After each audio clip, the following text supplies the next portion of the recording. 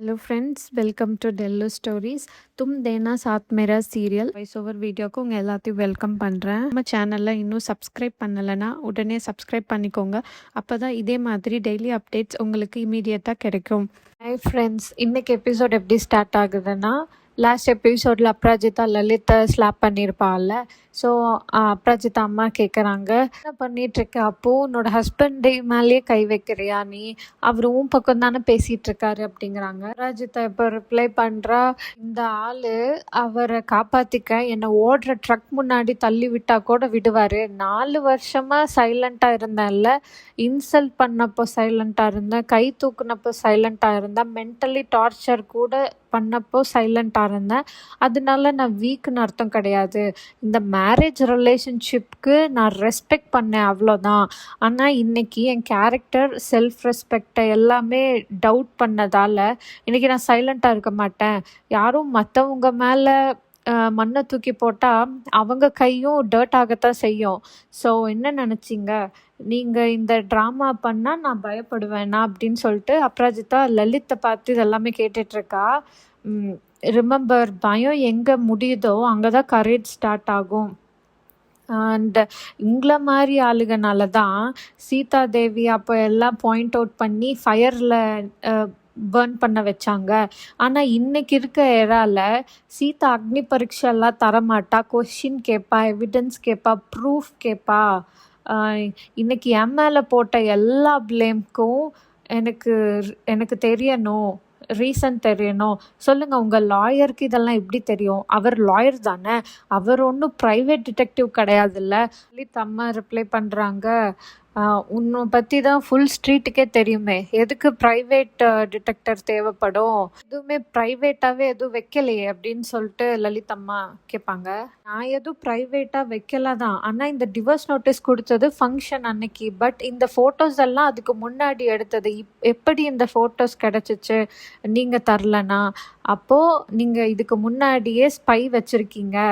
சொன்னேன்ல, நான் கேட்க ஆரம்பிச்சேன்னா உங்களுக்கு பிரச்சனை ஸ்டார்ட் ஆகும் அப்படின்ட்டு அப்ராஜிதா சொல்கிறா.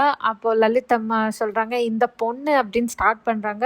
நீங்கள் எதுவும் பேசாதீங்க, உங்கள் வீட்டில் அழுதுட்டு இருந்தேன்ல, 4 வருஷமாக அழுதுட்டு இருந்தேன்ல, உங்களுக்கு அந்த வாய்ஸ் கேட்கலையா? உங்கள் சன்னை தானே சப்போர்ட் பண்ணிட்டு இருந்தீங்க, கொடுக்கணுமேன்னு நான் வாயை மூடிட்டு இருந்தேன். இப்போ நான் வாயை திறந்தேன்னு வைங்களேன், உங்கள் ஃபேஸை ஹைட் பண்ண கூட பிளேஸ் கிடைக்காது. பீப்புள் உங்கள் மேலே அவ்வளோ கொஷின்ஸ் கேட்பாங்க. ஓ, லலித் ஒத்துக்கிறான், ஆமாம் நான் தான் லாயர்கிட்ட சொன்னேன் அப்படின்னு சொல்லிட்டு. ரக்ஷித்தை காட்டுறாங்க. அவன் ஃபோன் கையில் வச்சுட்டு, ஏன் அப்ராஜிதா இன்னும் ஃபோன் பிக் பண்ணவே மாட்டேங்கிறா, கட் பண்ணிட்டே இருக்கா அப்படின்னு சொல்லிட்டு அவன் ஹோப் கோர்ட்டில் எல்லாம் ஓகேயா இருக்கும்னு நினைக்கிறேன். கோர்ட்டில் ஆனால் எல்லாம் ஓகேயா இருந்தால் ஒரு வாட்டியாவது ஃபோன் லிஃப்ட் பண்ணி ஐம் ஓகேன்னு சொல்லியிருக்கலாம்ல. But not picking up the phone, அதனால் now I am not okay அப்படின்னு அவன் சொல்கிறான். மீரா ரக்ஷித்தோட கேபின்குள்ளே வருவான். ஏதாவது ஸ்பெஷல் கால்க்கு வெயிட் பண்ணுறியா, மேபி அப்ராஜிதாவோட அப்படின்ட்டு கொஷின் கேட்பா. தென் ரக்ஷித் சொல்லுவான், கால்க்காக வெயிட் பண்ணுறதா இருந்தால் ஃபோனை யாராவது இப்படி ஸ்டேர் பண்ணிட்டு பக்கத்துலேயே கையில் வச்சுட்டா இருப்பாங்க, தூரமாக ஃபோனை வச்சுட்டு தானே வெயிட் பண்ணிட்டு இருப்பாங்க. டெக்னாலஜியை அட்மையர் பண்ணிட்டு இருக்கேன். என்ன ஒரு டெக்னாலஜி, என்ன ஒரு டிவைஸ். ஆக்சுவலாக நம்ம இங்கே இருக்கோம், ஆனால் நம்மளுக்கு யார்கிட்ட வேணாலும் பேசலாம், எவ்வளோ தூரமாக இருக்கவங்க கிட்ட வேணாலும் பேசலாம், without any wire. It's amazing right? வளரிட்டு இருப்பான். அப்போது ஹீரோ அமேசிங்கா அப்படின்னு கேட்பான். ஆமாம் அப்படின்னு சொல்லலாம். தென் ஆமாம் வருஷக்கணக்கில் இதே அமேசிங் வேயாக தான் ரன் ஆகிட்டுருக்கு. ஐ எம் கிளாட் உனக்கு இப்போ தான் தெரியுது அப்படின்னு. ரக்ஷித் கேட்பான், எங்கே இருந்த நீ இவ்வளோ நாளா? என் பர்த்டேக்கு அப்புறம் ஆளையே காணோம், சடனாக என்ன மிஸ் இந்தியா ஆகிட்டியா, டிசப்பர் ஆகிட்ட, எனி பாய் ஃப்ரெண்ட் எனிதிங் அப்படின்ட்டு கேட்டு வருவான். யூ கேன் டெல் மீ அப்படின்னு. அப்போது ஆமாம் அவன் சீட் பண்ணிட்டான், நான் ஃபோர்ஸ் பண்ணி லவ் பண்ண வைக்கலான்னு நினச்சேன், பட் ஐ வாஸ் ராங் அப்படின்ட்டு இவ சொல்லுவா.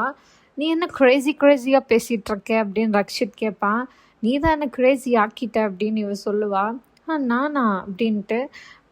நீ அப்ராஜிதாவை லவ் பண்ணுறல்ல அப்படின்னு இவன் கேட்பா. அப்புறம் வாட் ஆர் யூ சேயிங், என்ன சொல்கிற நீ? அப்படியெல்லாம் ஒன்றும் இல்லையே, focus on your work.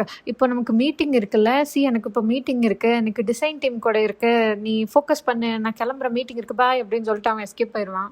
Again court scene. Lalit வந்து அபராஜிதா கிட்ட சொல்லுவான், ஆமா நான் தான் சொன்னேன், ஆனால் உன்னோட ரெஸ்பெக்டை டெஸ்ட்ராய் பண்ணுறதுக்கு சொல்லலை, ரக்ஷித்தோட ட்ரூத்தை வெளில கொண்டு வரதுக்காக தான் நான் சொன்னேன், அவன் வந்து உங்ககிட்ட அட்வான்டேஜ் எடுக்க ட்ரை பண்ணுறான், அவனோட இன்டென்ட் எதுவும் கரெக்ட் இல்லை அப்படின்ட்டு லலித் சொல்லுவான். தென் அபராஜிதா சொல்லுவான், அவரோட கேரக்டர் பற்றி பேசுறதுக்கு உனக்கு தகுதியே கிடையாது, அவரோட பேரை கூட நீ சொல்லாத, யார் அட்வான்டேஜ் எடுக்கிறா, ஒரு ப்ரோக் ஆன எனக்கு ஒரு நல்ல கரேஜ் கொடுத்துட்டு இந்த சொசைட்டியில் எப்படி ஃபைட் பண்ணுறதுன்னு சொல்லி கொடுத்தாரு, அண்ட் வந்து எனக்கு ஐடென்டிட்டி க்ரியேட் பண்ணுறதுக்கு ஹெல்ப் பண்ணார். ஸோ அவரை நீ வந்து அட்வான்டேஜ் எடுத்துக்கிறாருன்னு சொல்கிறியா, இப்போ உனக்கு எப்படி புரிய வைப்பேன் அப்படின்ட்டு இவன் கேட்குறான் லலித். தென் எந்த ஒரு மேனும் உமனுக்கு சும்மா எல்லாம் ஹெல்ப் பண்ண மாட்டான், அண்ட் அவன் வந்து நம்மளோட ரிலேஷன்ஷிப்பை பிரேக் பண்ணணும்னு நினைக்கிறான் அப்படின்ட்டு லலித் சொல்லுவான். தென் இவன் சொல்லுவான், இனஃப், உன்னோட டர்ட்டி ஐஸுக்கு எல்லாமே டர்ட்டியாக தான் தெரியும் அப்படின்னு சொல்லிட்டு. தென் ஓகே, நீ எதுவும் காதில் கேட்காத, நீ கண்ணை எப்படி க்ளோஸ் பண்ணுவ அப்படின்ட்டு அந்த ரக்ஷித் எழுதின லெட்டர் இருக்கும்ல, லவ் லெட்டர் எடுத்து இவன் காட்டுவான். லெட்டர் எடுத்துட்டு நீ தான் எழுதியிருப்ப இதெல்லாம் அப்படின்ட்டு அபராஜிதா சொல்லுவா. பட் அது ஓப்பன் பண்ணி பார்க்கும்போது ரக்ஷித் ஹேண்ட் ரைட்டிங் இருக்கும். பார்த்துட்டு அவள் ஷாக் ஆகிடுவா. அதுக்கப்புறம் லலித் வந்து சொல்லிருப்பான், பார்த்தீங்களா நான் சொன்னதை யாருமே நம்பலை, நான் பொய் சொல்கிறேன்னு சொன்னீங்க, ஆனால் உண்மை தான் நான் சொல்கிறேன், ரக்ஷித் வந்து பாருங்கள் என்ன பண்ணியிருக்கான் அப்படின்னு சொல்லிட்டு நான் ஃபஸ்ட்லேருந்தே சொல்லிட்டுருக்கேன்ல, வார்ன் பண்ணுறேன்ல அப்படின்னு சொல்லிட்டுருப்பான். தென் அபராஜிதா வந்து டக்குன்னு அங்கேருந்து கிளம்பி ஒரு ஆட்டோ எடுத்துகிட்டு கிளம்பிடுவான். ஸோ வந்து இவங்க ஃபேமிலி மெம்பர்ஸ் வந்து எங்கே போகிற அப்படிங்கும்போது வந்து ரக்ஷித் சாரை பார்க்க போகிறேன் அப்படின்னு சொல்லிட்டு அவன் அங்கேருந்து கிளம்பிடுவா. அபராஜிதா வந்து மேரிட்னு சொல்லிட்டு ரக்ஷித்துக்கு தெரிய வரும்போது அவன் ரொம்ப சேடாக அங்கேருந்து நடந்து போயிட்டுருப்பான்ல. அப்போ லெட்டர் வந்து அவன் பாக்கெட்டில் வைக்க தான் ட்ரை பண்ணுவான். பட் அது கீழே விழுந்திருக்கும், அவன் கவனிச்சிருக்க மாட்டான், போயிருப்பான். அங்கே அப்படியே நடந்து வரும்போது கீழே லெட்டர் இருக்கிறது பார்த்துட்டு என்னன்னு சொல்லிட்டு பார்க்கும்போது அவனுக்கு இது கிடச்சிரும். அப்போ அவன் சரி நமக்கு நல்ல டைம் வரும்போது இது நம்ம யூஸ் பண்ணிக்கலாம் அப்படின்னு சொல்லிட்டு அவன் அதை எடுத்து வைப்பான். ஆஃபீஸில் ரக்ஷித் வந்து என்ன இன்னும் அபராஜிதா ரீச் ஆகலை ஃபோனும் அப்படின்னு சொல்லிட்டு பேசிகிட்டு இருக்கும்போது டக்குன்னு கேபினில் பார்த்தா இன்னும் அங்கே ஈரா உட்காண்ட்ருப்பா. அப்போ கேட்பா, என்னப்பா மிஸ் பண்ணுறியா அபராஜிதாவை அப்படின்னு சொல்லிட்டு ரொம்ப ஃபீல் பண்ணுற போலையே அப்படின்ட்டு கேட்பா. ரக்ஷித் சொல்லுவான், கேன் யூ ஸ்டாப் இட், எனக்கு எந்த ஃபீலிங்கும் இல்லை அபராஜிதா மேலே, நான் சொன்னேன்ல உன்கிட்ட அப்படின்ட்டு அவன் சொல்லுவான். ஃபீலிங்ஸ் இல்லாமல் நீ எந்த கேர்ளை ப்ரப்போஸ் பண்ண போயிடுவியா? ரக்ஷித், அவர் லைஃப் இஸ் வெரி வியர்ட், நீ என் ஹார்ட்டை பிரேக் பண்ண, உன் ஹார்ட்டை அபராஜிதா பிரேக் பண்ணிட்டா அப்படின்னு சொன்னோன்னே இவன் சீரியஸ்லி க்ரேஸி ஆகிட்ட நீ அப்படின்ட்டு ரக்ஷித் சொல்லுவான். சீரியஸ் தான் ஆகிட்டேன், சீரியஸாக நீ இருக்க மாட்ட, நீ ரொம்ப ஃபூல் ஆகிட்ட. இப்போ என்னன்னா அபராஜிதாவோட நேம் கூட உண்மை கிடையாது, அவள் லையர் இல்லாமல் வேற என்ன, நேம் அபராஜிதா சர்மா கிடையாது, மிஸ்ஸஸ் அபராஜிதா ஸ்ரீமலி, அவள் மேரிட், அவள் உன்னை ஃபூல் ஆக்குறா அப்படின்னு இவ சொன்னோன்னே ரக்ஷித் ஸோ அப்படின்னு கேட்பான்.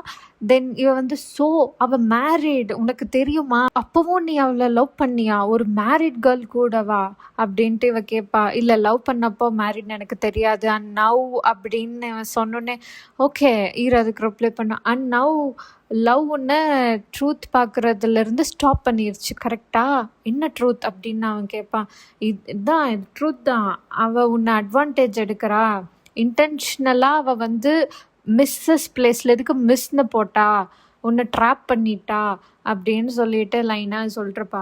சொல்லுவான், உனக்கு யார் பற்றி ஏதாவது தெரிலன்னா அவங்கள பற்றி நீ பேசாமல் இருக்கிறது தான் நல்லது அப்படின்ட்டு. தென் ஈரா வந்து ஐ கான்ட் பிலீவ் யூ, நீ ரொம்ப பிளைண்ட் ஆகிட்ட அப்படின்ட்டு அவள் யோசிச்சுட்டு அவள் டிவோர்ஸ் எடுக்கிறா. அப்போ அவள் டிவோர்ஸ் உன்னால தான் எடுக்கிறாளா, அப்போது அவள் டிவோர்ஸ்க்கு அப்புறம் நீங்கள் 2 பேரும் சேர்ந்து அப்படின்னு சொல்லிட்டு இருக்கறதுக்கு கரெக்டாக அபராஜிதா பின்னாடி நிற்பா. சாரி ஈரா அண்ட் மீ அப்படின்ட்டு சொல்லிட்டு இருக்கும்போது அவள் வந்து நான் உங்ககிட்ட தனியாக பேசணும் அப்படின்ட்டு அபராஜிதா சொல்லிடுவா. ரக்ஷித் கிட்ட வந்து ஈராவை கொஞ்சம் வெளியே இருக்க சொல்லுவா, ப்ரைவேட்டாக நாங்கள் பேசணும் கொஞ்சம் வெளியே அப்படின்னு சொல்லிட்டு. அவளுக்கு டென்ஷன் ஆயிரும், யாரை வெளியில் த்ரோ பண்ணணுமோ அவங்கள உள்ளே வச்சுக்கோ, யாரை உள்ளே வச்சுக்கணுமோ அவங்கள வெளியில் அனுப்ப, நீ இவளை what's wrong with you Rakshit, இவளை நீ வெளியில் அனுப்பணும் அப்படி, அதுவும் ஆஃபீஸில் இருந்துன்னு சொல்லிட்டு யூ மேனிப்புலேட்டிவ் அப்படின்ட்டு திட்ட வருவா. அப்புறம் ரக்ஷித் வந்து லாங்குவேஜ் ஈரா அப்படின்னு சொல்லிட்டு அவளை அனுப்பிடுவான். ரக்ஷித் வந்து அபராஜிதா கிட்ட சாரி ஈரா பேசுறதெல்லாம் பெருசாக எடுத்துக்காத, too much is going on with her. எல்லாமே ஓகே தானே, உனக்கு நான் நிறைய டைம் கால் பண்ணேன், பட் நீ கால் எல்லாமே கட் பண்ணிட்ட, ரெஸ்பான்ஸே தரல, என்னாச்சு, எல்லாம் ஓகேயா அப்படின்ட்டு அவன் கண்டினியூஸாக கேட்டுட்ருப்பான். பட் அப்ராஜிதா வந்து டக்குன்னு அந்த லெட்டர் எடுத்து காட்டி என்னது இது அப்படின்ட்டு அவன் வந்து கேட்பா. இந்த இடத்துல வந்து என்னென்னா, எக்ஸ்பெக்ட் த அன்எக்ஸ்பெக்டட் தான். 50% நம்ம என்ன நினச்சோமோ அதுதான் இருக்கும். பட் அனதர் 50% வந்து கொஞ்சம் டிஃப்ரெண்ட்டாக தான் இருக்குது. லெட்டர் எடுத்து பார்த்தோன்னே ரக்ஷித்துக்கு செம்ம ஷாக் ஆகிடும். அப்போ வந்துட்டு அப்ராஜிதா வந்து நீங்கள் என்ன லவ் பண்ணுறீங்களா அப்படின்னு சொல்லிட்டு கேட்டுட்டு, கண்ணை பார்த்து பேசுங்க, கண்ணை பாருங்க அப்படின்னு சொல்லிட்டு, நீங்கள் என்ன லவ் பண்ணுறீங்களா அப்படின்ட்டு அவள் கேட்பா. தென் ரக்ஷித் வந்து அப்படின்னு சொல்லிட்டு, ஐ எம் சாரி, நான் உன்னை ஹர்ட் பண்ணணும்னு நினைக்கல, பட் இது எப்படி உன்கிட்ட ஐ எம் சாரி அப்படின்னு அவன் சொல்லுவான். இப்போது இங்கே அப்ராஜிதா ஒரு ரிப்ளை தருவா.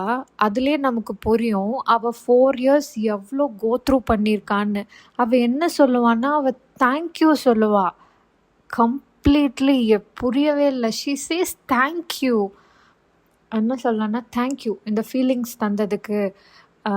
யாராவது என்ன கூட லவ் பண்ணலான்னு. உமன் எவ்வளவு புரோக்கனாக இருந்தாலும், அங்கங்கே ஸ்கேட்டர்டாக இருந்தாலும், யாரோ இருக்காங்க அவளை கம்ப்ளீட்டாக கேதர் பண்ணுற கரேஜோட. அண்ட் ஆல்சோ யாரோ இருக்காங்க அந்த புரோக்கன் பீசஸையும் லவ்வோட டச் பண்ணுற அளவுக்கு புரிய வைக்க பார்க்குறாங்க, அவளோட டியர்ஸை வைப் பண்ண பார்க்குறாங்கன்னு.